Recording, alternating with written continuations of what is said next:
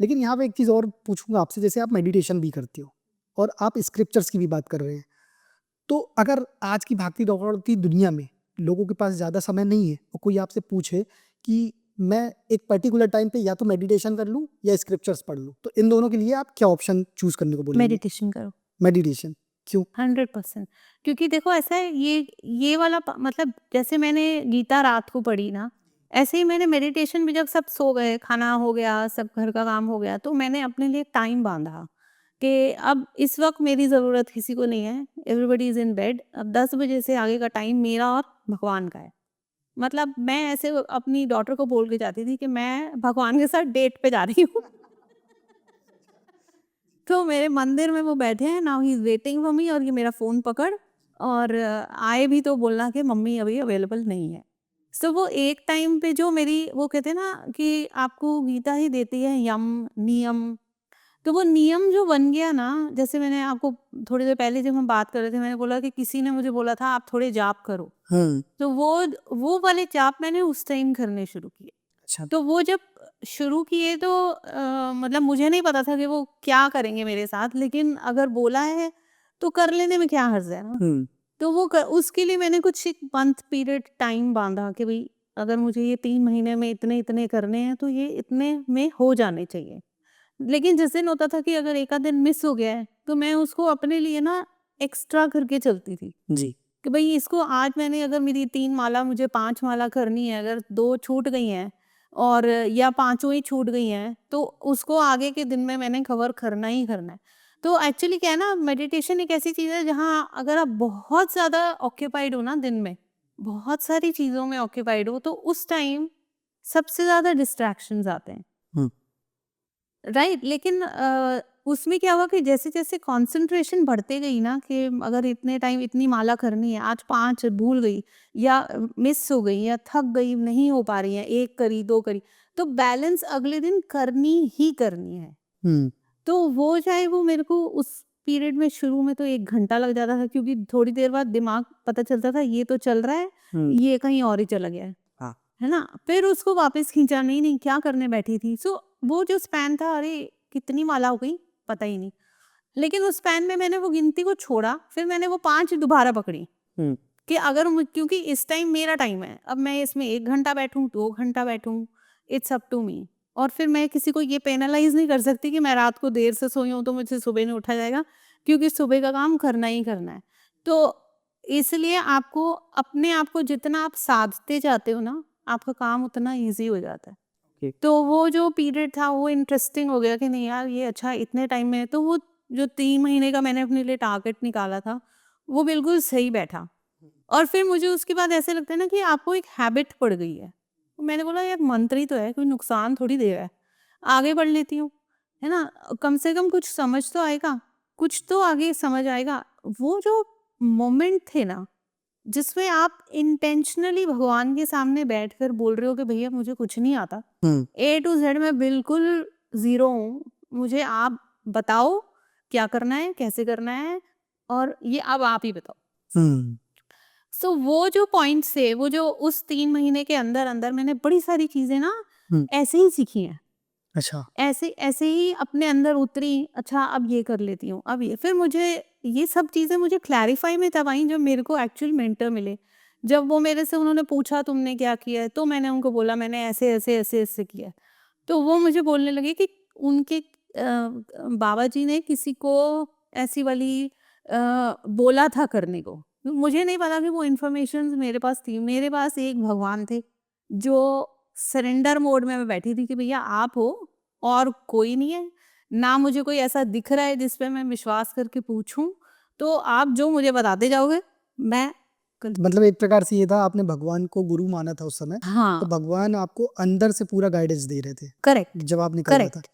यहाँ पे एक चीज़ और उठती है सवाल कि आपने जैसे कहा कि सुबह शोर शराबा बहुत रहता है, तो आप अपना टाइम निकालते रहे, जो कि ठीक है, ये एक अच्छा मतलब मूव था। लेकिन एक चीज़ और है कि जितनी शोर शराबा बाहर है उतनी ही शोर शराबा अंदर भी है। तो जब हम बैठते हैं मेडिटेशन में, भले शांति में बैठे, तो अंदर और ऐसे ऐसे बल्कि विचार आने लगते हैं कि खुद घबरा जाते हैं कि भाई ये इतने मतलब निगेटिव हुँ। थॉट्स क्यों आ रहे हैं, और ये आ रहे हैं तो फिर ऐसे तो हमें और पाप लग सकता है, एग्जाम्पल, क्योंकि कई तरह से आते हैं। तो फिर ऐसे में व्यक्ति क्या करे, क्योंकि डिस्ट्रैक्ट बहुत ज़्यादा हो जाता है कि भाई कभी कुछ आ रहा है या कहीं की गॉसिप आ गई या ये आ गया, वहाँ जाना है नहीं जाना है, ड्रीम्स मतलब बहुत बार मन भटकाता है। तो ये अंदर की शोर शराबा फिर कैसे शांत की जाए? देखो वही मैंने आपको बोला ना, जब मैं बैठ रही हूँ और मैंने 3 माला कर ली, लेकिन मुझे पता ही नहीं मैंने कितनी की, क्योंकि माइंड चला गया अपनी तो लेकिन आपने कहा उसी आपने में। फिर से शुरू किया। फिर मैंने दोबारा शुरू किया ना, उससे क्या हुआ ना, वो जो स्पैन था, मैंने अपने आप को बोला कि अगर पारुल तेरे घर कोई आता है ना, वो तेरे सामने बैठा है और तेरा ध्यान चला जाए कभी इधर और कभी उधर, तेरे गेस्ट को कैसा लगने वाला है ना? तो अब अगर भगवान तेरे सामने बैठे हैं, तेरा दिमाग कभी इधर जा रहा है, कभी उधर जा रहा है, व्हाट आर यू डूइंग यहाँ पर? मतलब ये जो एक मोमेंट में आप किसी को इतना भाव दे रहे हो कि आप उसके साथ टाइम बिता रहे हो, और आप मतलब आप लिटरली निग्लेक्ट कर रहे हो ना, सही है, तो क्या आप सही कर रहे हो? मतलब जहाँ भी जितना समय दो 100% दो। मुझे बस वो समझ में आया कि बेटा दुनिया गई भाड़ में। इस वक्त जो मेरा टाइम है ना, और जो करने में बैठी हूँ, जिसके लिए बैठी हूँ, मतलब मेरे अंदर ना मटेरियलिस्टिक चीजों का नहीं था। मुझे ऐसा लगता था भगवान तो सबके लिए कुछ ना कुछ कर रहे हैं, तो कोई है जो उनके लिए भी कुछ कर रहा है। तो ऐसा ऐसा क्या करूं मैं कि मैं इनको खुश कर सकूं। मतलब मुझे था कि भाई सब कुछ सबका चल रहा है, मतलब मैं भी ठीक हो गई हूँ, है ना, सब कुछ हो गया है। तो कहीं ना कहीं वो थैंकफुलनेस जो है वो कैसे दी जाए वापस, है ना, उसको कैसे दूं वापस, जो जो ईश्वर सबके लिए कुछ कर रहा है, कुछ उसके लिए मैं कर सकती हूँ क्या? तो मैंने ये ऐसे शुरू किया कि it is a thankful journey for me, कि मैं वहाँ से लेकर यहाँ तक आ गई हूँ। अब मैं एटलीस्ट इस लायक तो हूँ कि मैं कुर्सी पर बैठकर नमन कर सकती हूँ, है ना? तो बहुत सारी वो जो उस टाइम वो जो सरेंडर आता था ना, वो एक अलग ही उसका लेवल था। तो इसलिए वो जो कन्विक्शन थी ना कि नहीं, ये टाइम तो भगवान का ही है, तो ये भगवान का ही रहना है, नो मैटर व्हाट। वो चीज़ मेरे लिए बहुत काम की। तो मैंने अपने आप को बिल्कुल ऐसे लगा कि जब बोलते हैं कि भगवान अंदर है, लेकिन जब आपको अंदर दिखाई नहीं दे रहे, तो आपको वो इष्ट आपकी मूर्ति में तो दिख ही रहे हैं ना। तो हम जब बोलते हैं हमने मूर्ति को स्थापना कर दी, तो कहीं न कहीं अगर उसमें प्राण प्रतिष्ठा की है, तो विश्वास तो करना पड़ेगा ना कि वो आपके सामने साक्षात बैठे हैं। एक्चुअली ये है कि निराकार तक जाना है तो साकार से होते हुए ही जाना पड़ेगा, करेक्ट। ये चीज़ है। हाँ, तो जी। वो जो उस टाइम का मोमेंट था ना, मैंने बोला दुनिया इधर की इधर हो जाए, ये 1 घंटा तूने यहीं देना है। इसमें कोई विचार इधर-उधर नहीं आना है। जस्ट जो मर्ज़ी हो नहीं आना है। तो ये कन्विक्शन शायद मैंने खुद के साथ की। वो चीज़ें मेरे लिए वो चीज़ों को और ईज़ी कर दिया। तो उसमें क्या हुआ, जो क्वेश्चन मेरे दिमाग में आता था कि भई अब ये कैसे हल करूँ?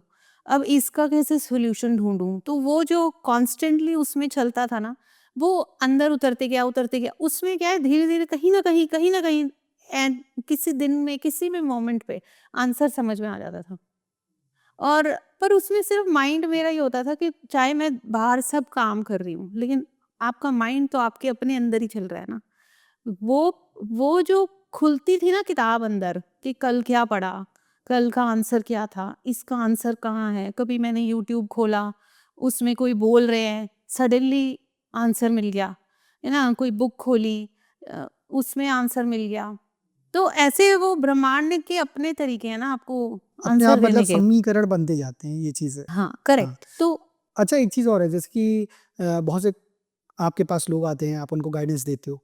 लेकिन जब आप कुछ चीज़ें बोलते होंगे तो कुछ ऐसे लोग भी होंगे जो कहते होंगे कि इस चीज़ के लिए मेरे पास टाइम नहीं है। तो ये जो ये फैक्टर होता है ना टाइम नहीं है, इस पर मैं ये पूछना चाहूँगा कि व्यक्ति के पास असल में टाइम नहीं रहता है या फिर ये प्रायोरिटी की बात रहती है? एग्ज़ैक्टली प्रायोरिटी की बात ही रहती है। मुझे लगता है ना, जब तक आपके सर पे नहीं पड़ती, तब तक आप उस चीज़ को नहीं पकड़ते, है जी। ना? तो जब आप मुझे लगता है कि आप किसी के पास भी अगर कुछ सुनने या समझने गए हो ना, तो वो जो भी कह रहे हैं ना, उसको ओपन माइंड से लेना चाहिए।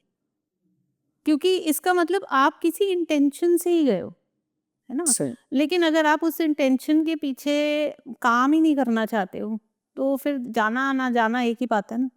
सही बात है। मतलब कहीं न कहीं हमें प्रायोरिटी सेट करनी पड़ेगी, अगर हम सही में उस चीज़ को इम्पोर्टेंट मानते हैं तो। एग्ज़ैक्टली। अब और या मुझे तो फिर इसका सीधा अर्थ है कि हमारे नज़रों में वो इम्पोर्टेंस है ही नहीं, तो हाँ, रिज़ल्ट भी नहीं मिलेंगे फिर। भई मुझे अगर सीए करनी है, तो मुझे सीए की पढ़ाई तो करनी पड़ेगी ना। अब मैं सोचूँ कि टीवी देख लूँ और सीए हो जाएगी, वो नहीं होएगी। तो वही बात है कि अगर मुझे स्क्रिप्चर पढ़ना है या मेडिटेशन करनी है, तो वो मेरी कितनी ज़रूरत में है। है ना? बहुत सारे लोगों को तो मैं बोलती भी हूँ तो वो बोलते हैं कि नहीं हम ये कर रहे हैं, हम यहाँ बिज़ी हैं हम। तो उसके बाद वही बात है ना कि आप अपनी स्पीच बचाओ, हर एक की जर्नी है, जिसने जब उठना है उठ जाना है, बाकी ऊपर वाला बैठा ही है सबके लिए। Hello friends, mystic insights clips देखते रहिए to make yourself strong spiritually, physically, mentally and socially, and subscribe the channel to get more updates.